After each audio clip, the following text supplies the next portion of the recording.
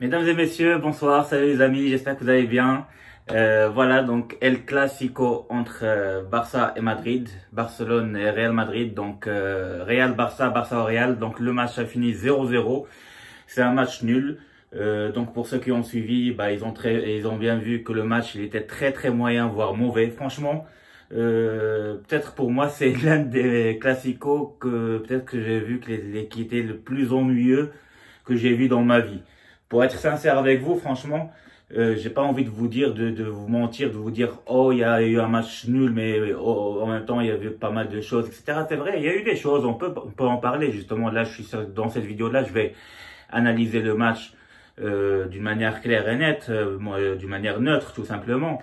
Mais c'est clair, c'était un match ennuyeux. Donc, par exemple, quand on voit d'autres derbys, que ce soit en Angleterre, ou je sais pas moi, même le derby de Casablanca entre le Raja et le Wydad, franchement, mais ça n'a rien à voir. Le Classico d'aujourd'hui, entre Barça et Real, il était très ennuyeux, il y avait beaucoup de déchets techniques, il n'y a pas eu de finition, pas de but, 0-0, mais c'est rare qu'on a un Classico où il y a eu 0-0. Pour commencer déjà, la première mi-temps, elle était tout simplement dominée par Real Madrid, malgré que Barça était un tout petit peu dangereuse.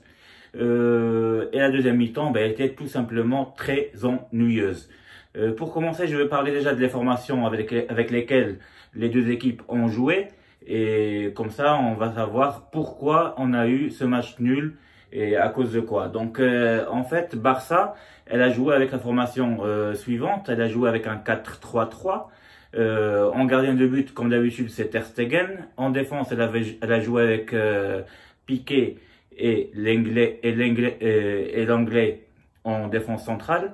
Et à droite, elle avait joué avec Semedo et à gauche avec Jordi Alba, qui revient de blessure, que c'est son deuxième match pratiquement. Au milieu de terrain, elle a joué avec Sergio Roberto, avec Rakitic et avec De Jong. Et en attaque, elle a joué avec Messi, Suarez et Griezmann. Donc c'est un 4-3-3 classique. Alors que Madrid, elle a joué avec plutôt un 4-4-2. C'est un 4-3-3, on peut dire 4-3-3, mais c'est plus un 4-4-2 que 4-3-3. 4-4-2, pourquoi? Parce qu'ils ont joué avec Courtois en gardien de but. En défense centrale, ils ont joué avec Varane et Sergio Ramos. En arrière droit, ils ont joué avec Carvajal. Et arrière gauche, Mendy, le français.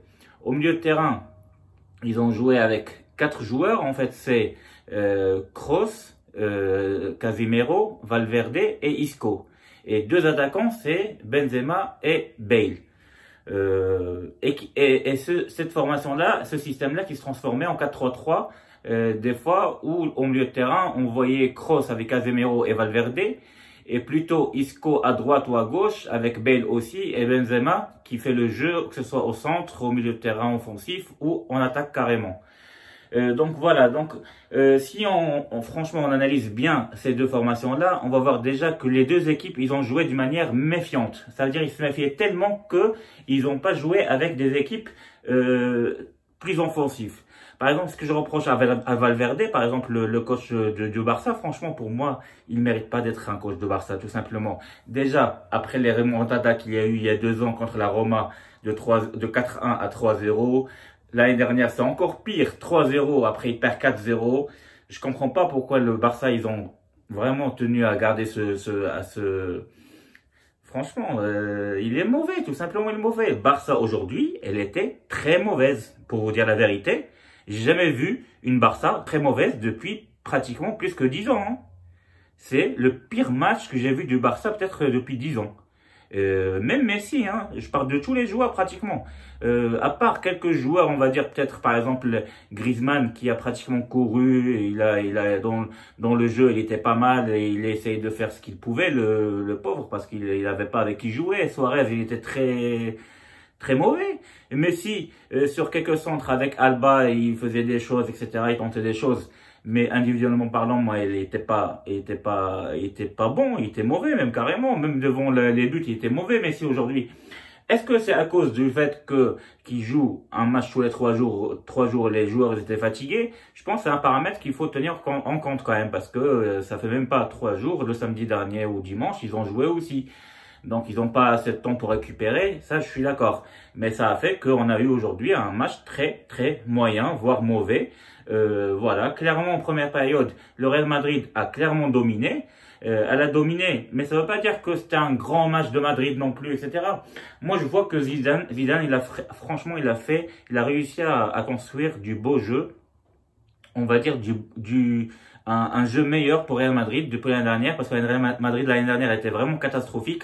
Elle avait plus de bas que des hauts. Alors que cette année-là, Madrid, bah, là, avec ce match nul, bah, elle reste ex aequo au classement de première du classement de la Liga. Donc, c'est déjà pas mal. Donc, pour eux, c'est normal. Ils jouent pas chez eux, ils jouent au Camp Nou. Donc, pour eux, un match nul, c'est suffisant pour espérer de gagner la Liga. Donc, c'est bien ce que fait Zidane.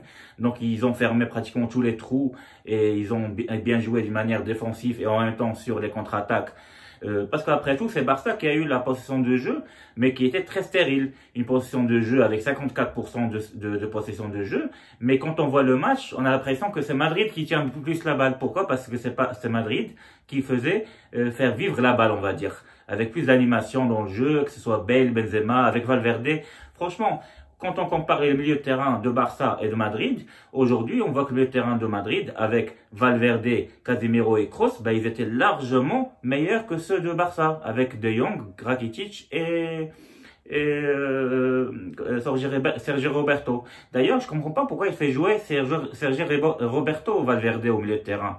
C'est vrai que Arthur il est blessé, malheureusement il n'a pas de chance parce que Arthur qui fait tourner la balle, etc. il est blessé, mais il aurait pu jouer avec Busquets et Arturo Vidal dès le début au milieu de terrain avec De Jong qui peut jouer plus vers l'avant comme numéro 8 parce qu'aujourd'hui j'ai l'impression que De Jong il joue plus très bas. Avec une défense au milieu défensif, lui et Rakitic très bas. Du coup, au milieu de terrain, Barça, ils étaient dominés, mais archi dominés.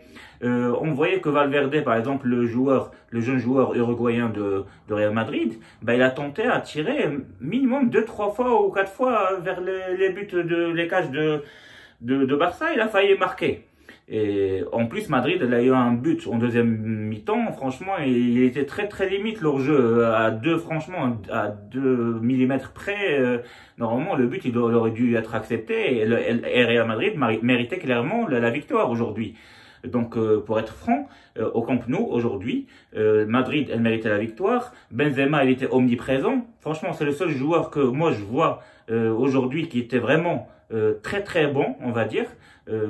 Malheureusement, il marque pas de but, donc on peut pas lui donner un 8 ou un 9 sur 10, mais on peut lui donner facilement un 7 sur 10 parce qu'il était actif, il était présent, il était partout sur le terrain, il jouait comme un numéro 10, un numéro 9 et demi, un numéro 9. Il savait tout faire, le mec, il était là, il est présent, etc. Il aidait ses coéquipiers. Donc pour moi, si je peux en sortir un de ce match-là comme homme du match, c'est Benzema. Mais le rendement de Barcelone, il est très mauvais. Donc je comprends pas Valverde pourquoi il a fait cette équipe-là avec Sergio Roberto au milieu de terrain alors qu'il a Arturo Vidal et il a surtout Busquets. C'est vrai que cette Barça avec Griezmann devant qui n'a pas fait un mauvais match. Griezmann, franchement, c'est lui, je pense que j'ai l'impression que c'est le meilleur des trois entre Suarez et Messi aujourd'hui. Mais j'ai l'impression que ça marche pas trop bien avec Suarez et Messi. J'ai l'impression avec Suarez et Messi, comme Suarez il est un peu lent et il s'appuie sur les autres, les défenseurs pour se retourner, pour marquer tout ça. Et Messi, on le connaît, il va de très loin du milieu de terrain, tout ça. Ça veut dire qu'on attaque. Barça a besoin de quelqu'un qui est comme Ousmane Dembélé. Et comme Fati, quand il rentrait en dernière minute, c'est là le Barça a commencé à bouger un petit peu vers l'aile gauche. Donc, Barça a besoin des joueurs qui percent. Aujourd'hui, on n'a vu aucun joueur qui perce les défenses, qui dribble, qui perce, qui percute. Il manquait vraiment ça. Moi, je comprends pas. Dans un match qui est international, le Classico, que tout le monde attend depuis, il a été reporté plusieurs fois, ça fait un mois qu'on l'attend, partout dans le monde, que ce soit en Chine, en Afrique, en Asie, en Amérique latine, partout dans le monde, on attend le Classico entre ces deux champions, parce que les deux, c'est des clubs mythiques. Mais pour me dire que là, c'est un match franchement, les joueurs de Barça, ils n'ont pas pesé du tout. Ils jouent chez eux au Camp Nou. Griezmann n'a pas pesé, Messi n'a pas pesé. Les joueurs en milieu de terrain, ils étaient nuls parce que franchement, Madrid elle était meilleur que Barça au milieu de terrain. D'ailleurs, Madrid a tiré beaucoup, plus de fois, pratiquement 2 fois plus que Barça. Si Barça a tiré 8 fois pratiquement, ou 9 fois, le Real Madrid, ils ont tiré 16 ou 17 fois. C'est-à-dire, ça montre que Madrid, elle a dominé, on va dire, pas en marquant des buts, mais juste sur le fait qu'elle a essayé au moins de tenter des choses et de marquer. C'est pour ça Zidane, après, il fait entrer aussi Modric et il fait entrer aussi Rodrigo. C'est ça que je reproche aussi à Zidane. Pourquoi il n'a pas fait Modric dès le début, fait jouer Modric dès le début. Parce qu'on sait très bien que Valverde, le type de joueur comme Valverde, c'est des joueurs qui tracent dans le terrain, c'est pas des manières de balles, mais c'est des joueurs qui courent dans l'herbe, on va dire, pour tout simplement défendre plus que attaquer. Franchement, donc voilà pour résumer. Et moi, mon analyse de ce match-là, il est tout simplement que c'est un match à oublier très vite, pour dire que c'est un classico qui était très mauvais. C'est vrai que les deux, ils étaient ex-aequo, donc au classement de la Liga, donc ils avaient un petit peu peur, donc ils ont joué avec un petit peu avec la peur. Madrid, elle a joué d'une manière bien défensivement et collectivement, et elle a empêché le Barça se rapproche des buts, à part quelques occasions on va dire que le Barça a eu, mais c'est très rare. Donc Zidane et Madrid, ils ont réussi leur jeu après tout. C'est que c'est un match nul qui est très bien pour Zidane et pour Madrid.